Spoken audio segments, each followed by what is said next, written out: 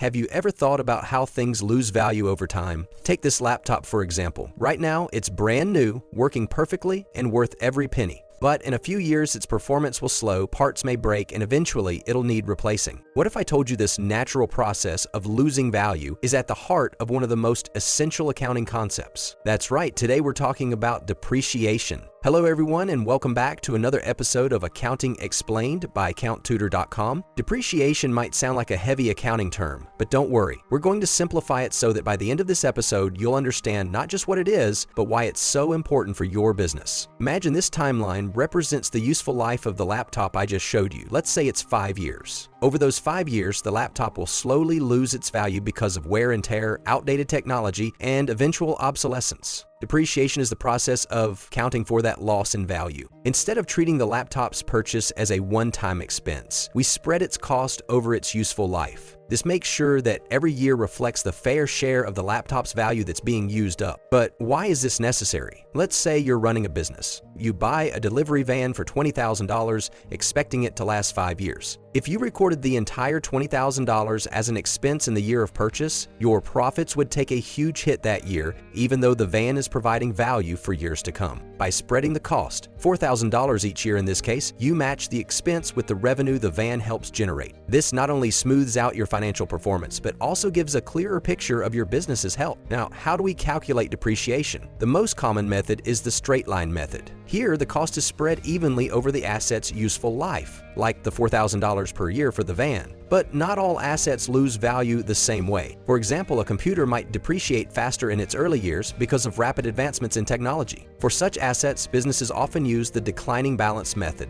which allocates more depreciation in the earlier years. And then there's the units of production method, where depreciation is based on how much the asset is used, perfect for something like a manufacturing machine. Let's take a real-world example. Imagine you run a bakery and buy an oven for $15,000 with a 10-year lifespan. Using the straight line method, your annual depreciation expense would be $1,500. That $1,500 shows up on your profit and loss statement as an expense, reducing your profits. Meanwhile, on the balance sheet, the oven's value decreases by $1,500 each year, reflecting its reduced worth. By the end of 10 years, the oven's book value is zero, fully depreciated. But here's the key takeaway. Depreciation isn't just a bookkeeping requirement, it's a critical tool for accurate financial reporting. It ensures your expenses are recorded in the right periods, prevents your profits from being overstated, and even helps you plan for the future by reminding you that assets will eventually need replacement. Whether you're managing your own business or handling accounts for someone else, understanding depreciation is essential. It's not just about numbers, it's about telling the true story of your business's assets and their value over time. That's it for today's episode. If you found this explanation helpful, don't forget to like, share, and subscribe to our channel.